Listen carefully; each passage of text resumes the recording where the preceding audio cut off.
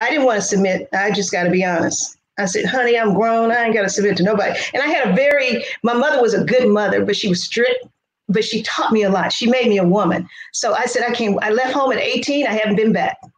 So I said, when I get out, I'm doing my own thing. I'm having my own job, my own money and all this. Let me share something with you about submission. It's safety in submission. And the reason why I say that, especially when you are submitting to a man that loves you, that cares about you, even if you do have your own money and all that, your own mind, there's safety in submission.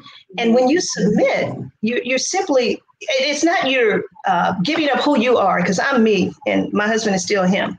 But it's so much safety and submission because it's a covering in terms of, again, you can think one way and you can be totally wrong.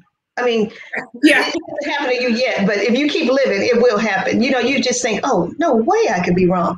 But if you listen and we submit one to another, that's what the scriptures teaches. It said, husbands, submit to your wives.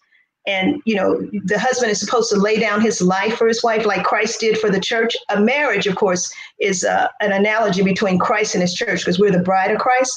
But let me get back to submission. We submit one to another. But when a woman submits to her husband, she's not denying who she is. She's not giving up her power. She's not giving up, any of her personhood or any of her strength or anything like that.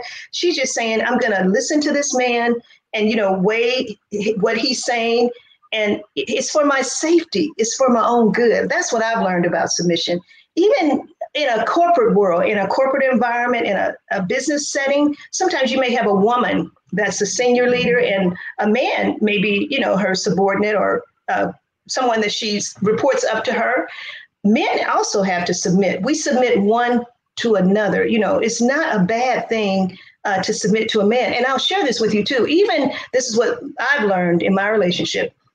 Even when you submit, if your husband makes a mistake, if it doesn't come out right, God will cover you because he's submitted to God, you're submitted to him. And as my kids always say, Mom, we're submitted to you and Dad. There's safety in submission for the whole family, for the whole nation. I mean, and it doesn't stop at work. It doesn't stop in the home. It actually starts in the home.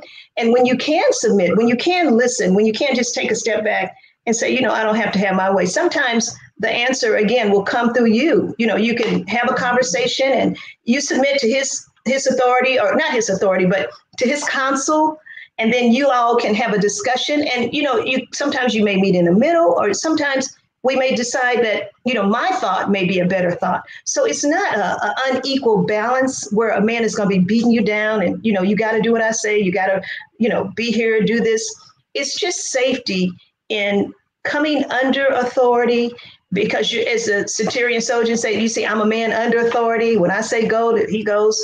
And that's what he told Jesus. Jesus was under the authority of the Father. So when we come under, authority or come into submission, there's protection, there's safety, and there's wisdom in submission. So, and I had to learn that the hard way.